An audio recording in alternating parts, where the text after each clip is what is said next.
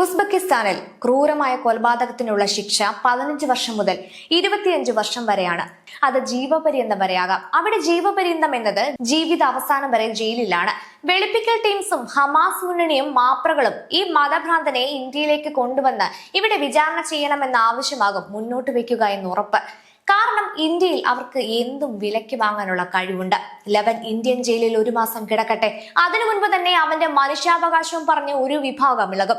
മാപ്രകൾ ഇവന് വേണ്ടി അന്തിച്ചർച്ച നടത്തും, എഡിറ്റോറിയൽ എഴുതും, വെള്ള പൂച്ചും. സാംസ്കാരിക നായകർ പുളിച്ച സാഹിത്യം വിളമ്പും.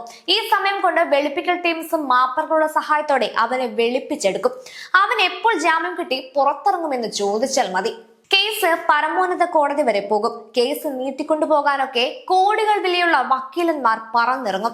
ആ പെൺകുട്ടിക്ക് വേണ്ടി വാദിക്കുന്നത് സ്റ്റേറ്റ് ആണെങ്കിലും കോടതിയിൽ അവരുടെ നിലപാട് എന്താകുമെന്ന് പറയേണ്ടതില്ലല്ലോ. ഇനി ശിക്ഷ കിട്ടിയാൽ തന്നെ നല്ല നടപ്പൊക്കെ പറഞ്ഞ് അധികം വൈകാതെ അവൻ കയ്യും വീശി ഇറങ്ങിപ്പോകും. പോസ്റ്റ്മോർട്ടം റിപ്പോർട്ട് പ്രകാരം ആ പെൺകുട്ടി ഒത്തിരി വേദന അനുഭവിച്ച ശേഷമാണ് മരണത്തിന് കീഴടങ്ങിയത്. ദേഹമാസകലം ചതവുകൾ, നട്ടലിന് പൊട്ടൽ, മുറിവുകൾ, നെഞ്ചിൽ അതിശക്തമായി ബൂട്ടിട്ട് ചവിട്ടിയ അടയാളങ്ങൾ, ദേഹത്ത് പലയിടത്തും കടിച്ച് പരിക്കേൽപ്പിച്ചിരുന്ന പാടുകൾ എന്നിങ്ങനെ കേട്ടാൽ തലമരവിക്കുന്ന ഉപദ്രവങ്ങളാണ് ആ പെൺകുട്ടി ആ മതഭ്രാന്തനിൽ നിന്ന് ഏറ്റുവാങ്ങേണ്ടി വന്നത്.